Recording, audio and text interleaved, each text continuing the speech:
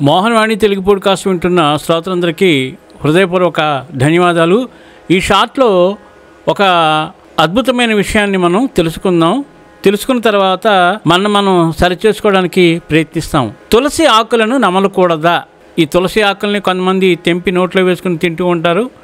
అలాగే ఆడవాళ్ళైతే ఒక్కొక్కసారి తలలో పెట్టుకుంటూ ఉంటారు, రకరకాలుగా ఉపయోగిస్తారు. అది కామన్. కానీ అసలు విషయం ఏంటో దీంట్లో మనం తెలుసుకుందాం. అవును, తులసి ఆకులను నేరుగా నమలకూడదు అని శాస్త్రము, ఆయుర్వేదం రెండు చెప్తున్నాయి. దానికి ఆధ్యాత్మిక మరియు శాస్త్రీయ కారణాలు ఉన్నాయి. దీని గురించి క్లియర్గా తెలుసుకుందాం. తులసి దేవత, నిలువున దేవి స్వరూపం. పురాణాల ప్రకారం తులసి విష్ణుమూర్తి ప్రియ భార్య. ఆమెను తులసీదేవిగా మనం పూజిస్తాము. దేవిని పళ్ళు పెట్టి కరవడం అపచారం అని శాస్త్రం చెప్తుంది. అందుకే తులసిని నమలకూడదు, మింగాలి.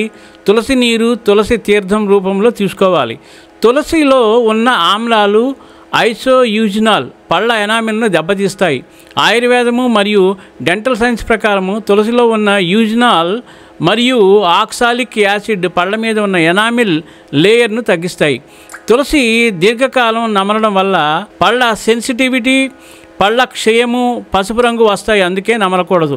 తులసి ఆకులలో సూక్ష్మ మట్టి ధాన్యాలు ఉంటాయి. తులసి చెట్టు నేలతో దగ్గరగా ఉంటుంది. ఆకుల్లో చిన్న మట్టి కణాలు ఉంటాయి. అవి దవడలకు హాని. తులసిని నమలడం శాస్త్ర విరుద్ధం. అయితే తులసిని ఎలా తీసుకోవాలి?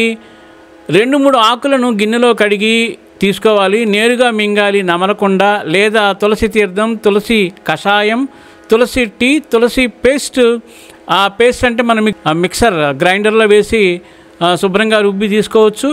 తులసిని తేనెతో కలిపి మింగితే అత్యుత్తమ ఫలితాలు ఉంటాయి. తులసి తీసుకుంటే లాభాలు: జ్వరం తగ్గుతుంది, దగ్గు కఫం తగ్గుతుంది, రోగ నిరోధక శక్తి పెరుగుతుంది, శ్వాసకోశ సమస్యలు తగ్గుతాయి, జీర్ణశక్తి పెరుగుతుంది, హృదయ ఆరోగ్యం మెరుగుపడుతుంది. కాబట్టి మనం అందరం కూడా తులసి ఆకులను నమలకుండా మనం ఈ రకంగా ఉపయోగించుకుని తులసీదేవిని ప్రార్థించుకుంటూ మన రోగ లక్షణాలన్నీ ఆ ఆకుతో నయం కావాలని మనస్ఫూర్తిగా కోరుకుంటూ ఆ తులసి మాతకు శతకోటి వందనాలు సమర్పిస్తూ సర్వేజన సుఖినో భవంతు, లోకా సమస్త సుఖినో భవంతు.